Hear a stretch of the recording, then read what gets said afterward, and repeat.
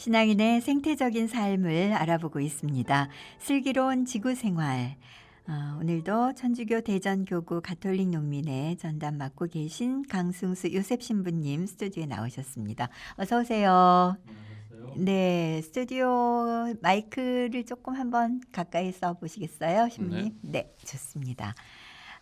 명절 전날 이렇게 만나는 거잖아요. 연휴 전날. 네. 오실 때 좀 교통이 막히지 않으셨어요? 네. 오늘 네. 저희 사무실에 이제 마지막 회식을 했습니다. 점심에. 네. 그리고 나서 이로 바로 왔는데요. 시간 넉넉히 오는 바람에 그래도 네. 네. 잘 올 수 있었습니다만 그러셨군요. 많이 막히더군요. 많이 막혀요, 시내. 명절은 명절이다 하는 생각도 들고 또 이래야 되는 거죠. 네, 네. 네. 그러면서도 또 많은 분들이 장을 볼 테고, 네. 명절 지나면 정말 평소보다 쓰레기가 참 많이 나오잖아요. 좀 맞아요. 걱정이 드네요. 네. 그래서 재작년이었죠. 네. 2019년도 4월 달부터는 네. 이제 대형마트에서 비닐봉투 사용이 금지되었습니다. 네. 네, 맞아요. 그래서 그 법이 시행된 이후에 이제 장바구니를 들고 다니는 분들이 많아졌다 하는 그런 보도를 본 적이 있습니다만, 네. 저는 그런 상황을 이렇게 지켜보면서 환경 보호를 위해서 개인들이 지구를 위한 즐거운 불편을 실천하는 노력들도 이렇게 해 나가긴 해야 되겠지만, 네. 이렇게 아예 근본적으로 법이 제정되면서 네. 이 파급 효과가 굉장히 크구나 네. 하는 거를 이렇게 보게 되었습니다. 네. 그 즈음에 이 플라스틱 빨대가 이 꽂혀져 있는 맞습니다. 피 흘리는 정말 그 거북이. 예. 예. 이 바다 생물들. 플라스틱으로 몸살을 앓고 있다는 그런 보도들도 있어서 아주 각인이 됐었어요. 기억도 나고요. 지금도. 하여튼 그들의 희생, 네. 바다 생물들의 희생으로 생겨난 법이 바로 네. 대형마트 일회용 비닐봉지 사용 금지법이 아닌가 하는 생각이 네. 들기도 합니다만, 네. 더불어서 이제 기후 재난 시대가 되면서 네. 각성이 되고 있는 법학자들도 네. 이렇게 움직임이 네. 있습니다. 아, 그래요? 네, 그래서 지구 법학이 네. 새롭게 대두되고 있어요. 아, 그래요. 그래서 지난 이제 최근이죠. 21세기 초에 이제 새롭게 제안되고 있는 이 법에 대한 어떤 대전환 이론인데요. 네. 법학계에서도 이런 거대한 전환의 바람이 시작되고 있는 걸 목격할 수 있습니다. 네. 지구 법학이라니까 또 다른 학문이 생겼나 싶은데요. 네, 거의 새롭다고 할 수도 있겠습니다만, 네.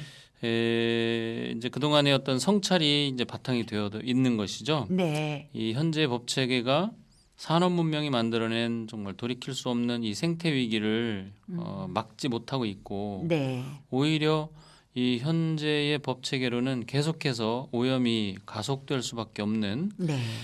그런 상황을 자각한 이제 일단의 학자들이 네. 이제 각성이 되어서 지구 법학이 시작이 네. 되고 있습니다. 네. 그래서 그 핵심 내용을 이렇게 보니까요, 현행법 체제로는 이 체제는 이 법적 권리 주체가 네. 인간만으로 한정되어 있지 않습니까? 네. 그래서 인간 중심이고. 인간이 만들었기 때문에 그런 거다. 이렇게 그냥 당연하게 생각했던 것 같아요. 그렇죠. 네. 그동안에는. 근데 어찌 보면 이 인간만을 위한 법 체계 안에서 이렇게 만들어지고 시행되어 오고 있는데, 네. 이제는 이를 넘어서서 네. 지구상의 모든 생명 체계로 이렇게 법의 범주가 넓어져야 된다. 네. 그래서 새롭게 이렇게 시도되고 있는 것이 바로 이 지구 법학의 네. 핵심 내용이라 할 수 있습니다. 그 슬기로운 지구생활 첫 시간에 많이 기억들 하실 거예요. 토마스 베리 신부님 이론을 설명해 주셨잖아요. 네.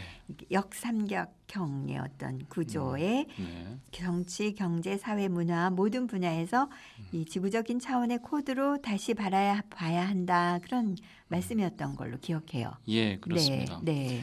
그래서 이 지구 법학을 최초로 이렇게 제안하신 분 역시도 토마스 베리 신부님이세요. 아, 그러세요. 네. 네. 정말 통찰력이 놀라우신데요. 네.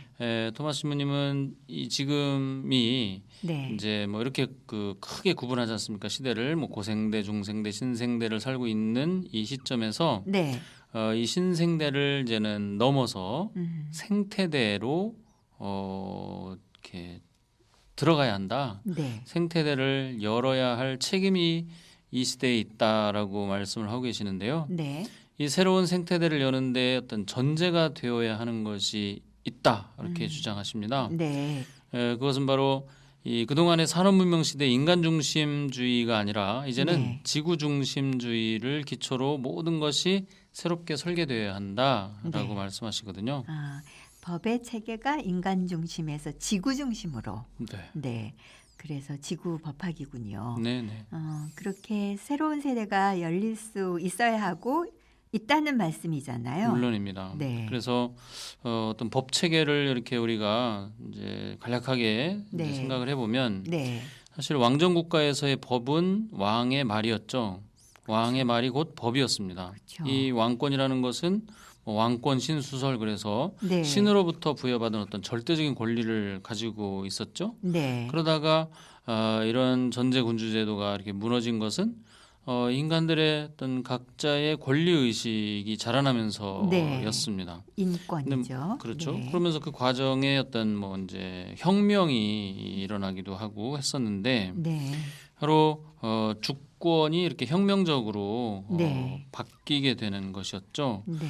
이런 혁명을 통해서 주권이 왕에서 일반 시민들에게로 이렇게 바뀌게 되면서 근대 국가가 형성되어서 오늘날에 이르게 됐는데 네. 이제는 다시 새로운 혁명적인 전환이 필요한 시대다라는 네. 것이죠. 그래서 권리 주권의 주체가 네.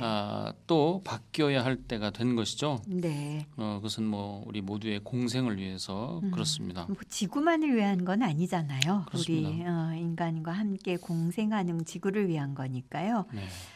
말씀하신 대로 권리가 왕에서 개인으로 이렇게 옮겨졌고 이제는 또 지구로 확대되어야 한다는 그런 말씀으로 이해하고 있습니다. 그렇습니다. 네. 그래서 이 권리라는 것이 네. 인간을 포함한 지구 전체 생명으로 확대되어야 한다. 네.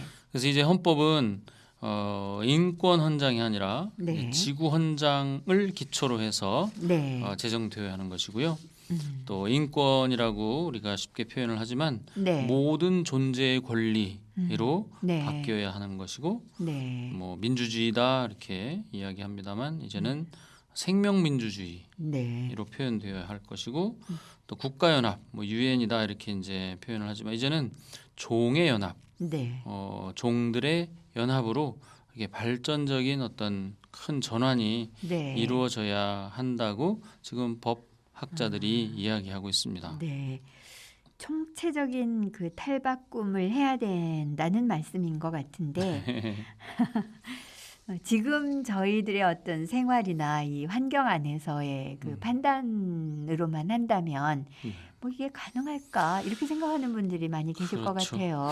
굉장히 낯설고 네. 그래서 이렇게 변화되는 것 자체에 대한 어떤 두려움이 분명히 있을 겁니다. 그렇죠. 그로 인한 어떤 저항도 많을 것이고요. 그게 더 심할 것 같아요. 예. 네. 하지만 이제는 바꾸지 않으면 인류를 비롯한 생명체들의 생존이 위태롭다 네. 하는 것을 많은 과학자들이 이렇게 증거를 들어서 설명하는 걸 이제 뭐 유튜브라든지 하여튼 네. 많은 매체들을 통해서 어렵지 않게 우리가 접할 수 있지 않습니까? 네. 그래서 이 지구법학이 유엔에서는 이미 상당한 어떤 논의도 되고 또 구체적으로 실행이 되고 있고요. 네. 우리나라에서도 그 노무현 대통령 시절에 법무부 장관이셨죠. 네.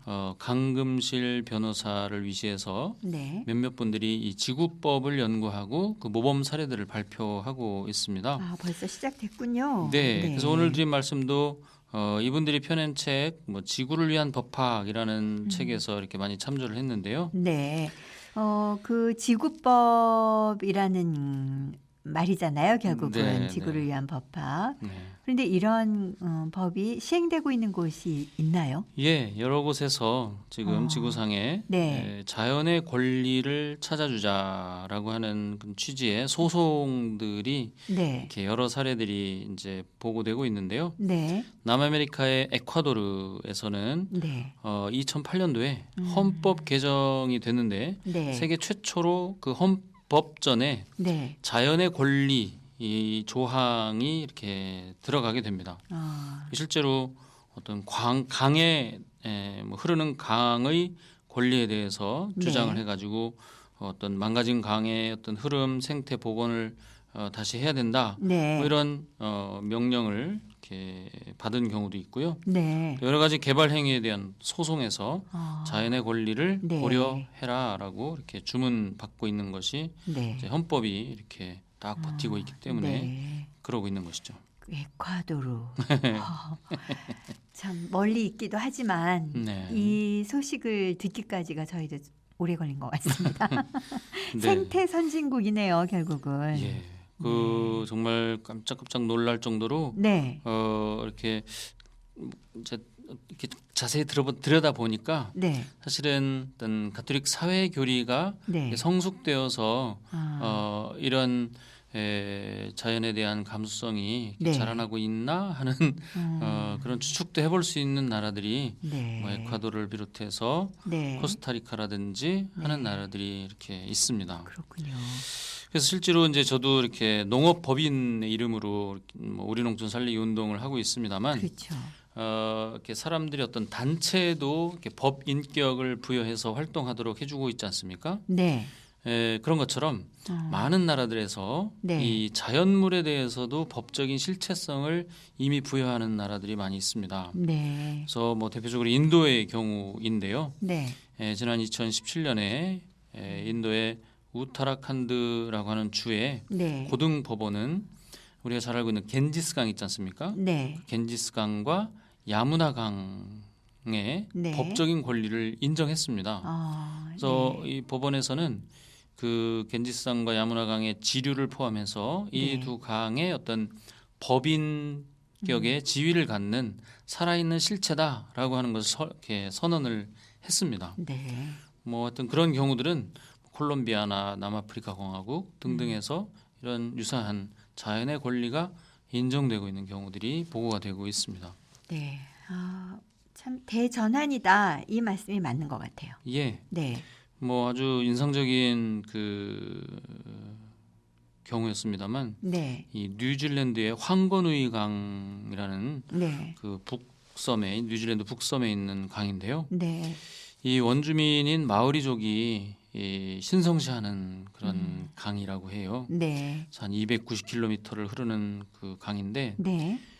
이 황건우이 강은 불가분의 살아있는 유기체로 뉴질랜드의 그 산들을 이렇게 휘돌아서 바다에 네. 이르기까지 어떤 모든 물질적, 정신적 요소들을 이렇게 잘 포함하고 있다라고 마오리 공동체들은 네. 이렇게 믿고 있는 거예요. 네.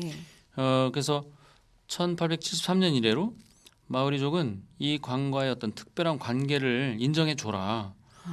라고 정부에다 계속 요청을 합니다. 네. 그래서 150년간의 긴 싸움을 해오다가 네. 2017년 마침내 이 황건우이 강의 법 인격을 인정받기에 이르릅니다. 네. 그래서 이제 이 황건우이 강은 법에 따라서 권리도 갖고요, 네. 의무도 있고 책임 네. 등이 이렇게 이제 인간이 갖고 있는 것과 같은 그런 법 지위를 갖게 됐고요. 네.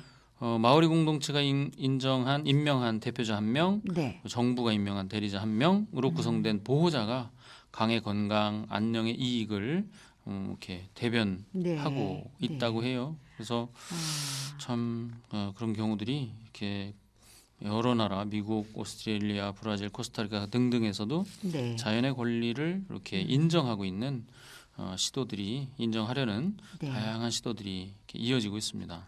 이게 그러면 그냥 어느 날 뚝딱 올 수 있는 게 아니네요. 가만히 보니까 네. 제주도 그 구럼비 바위라든지 네. 또 제2공항 그 활주로 밑에 깔려 들어가게 될 그 마을 네. 또는 그 자연과의 어떤 인간의 끈끈한 관계, 음. 또 그 역사, 네. 그 어떤 그 스토리, 체험 이런 것들이 바탕이 되어 있기 때문에 사실은 그 과정, 그 역사가 중요한 것이더라고요. 아, 네. 그것을 통해서 그 경험을 통해서 네. 나중에는 법인격제까지 이렇게 네. 이르게 되는 것이 아닐까 하는 생각이 들었습니다. 네. 슬기로운 지구생활 천주교 대전교구 가톨릭 농민의 전담 맡고 계신 강승수 요셉 신부님과 함께했습니다. 고맙습니다.